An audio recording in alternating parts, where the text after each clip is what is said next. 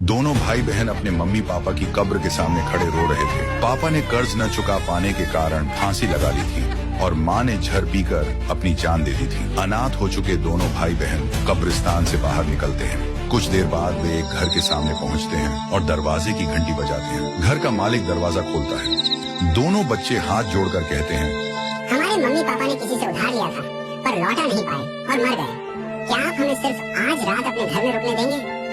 घर का मालिक नरम आवाज में कहता है, कोई बात नहीं, तुम दोनों आज की रात यहीं रुक जाओ, सुबह चले जाना।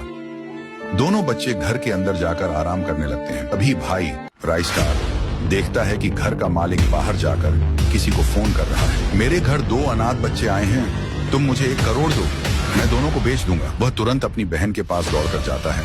भागो। दोनों वहां से चुपचाप निकल जाते हैं। जब घर का मालिक अंदर आता है तो बच्चे गायब मिलते हैं। वह गुस्से से चारों तरफ ढूंढता है, मगर भाई बहन बहुत दूर जा चुके होते हैं। करीब 1 घंटे तक भटकने के बाद दोनों एक सुनसान तबेले भैंसशाला में पहुंचते हैं तो दोनों ने वहीं रात बिताने का सोचा। बहन थकी और भूखी होकर रोते हुए कहती है, भैया मुझे बहुत भूख लगी है, सुबह से कुछ नहीं खाया।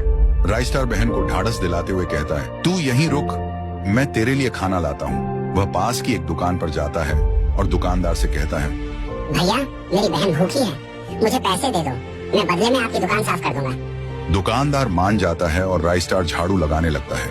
वह पूरी मेहनत से दुकान का हर कोना चमका देता है। काम खत्म होने के बाद वह दुकानदार से कहता है, अब मुझे कुछ पैसे दे दो, मैं अपनी बहन के लिए खाना ले जाऊँ। लेकिन दुकानदार गुस्से से चिल्लाकर कहता है, पैसे चाहिए?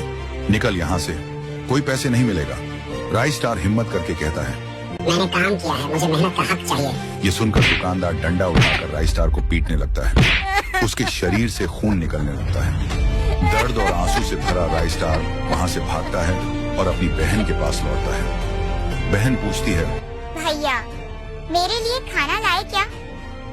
राइस्टार रोते हुए कहता है, नहीं बहन, ये दुनिया बहुत जालिम है।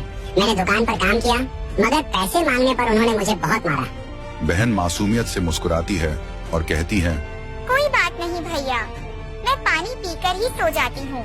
वह तबेले में रखा गंदा पानी पी लेती है और वहीं सो जाती है। राइस्टार अपनी बहन की हालत देखकर फूट फूट कर रोने लगता है।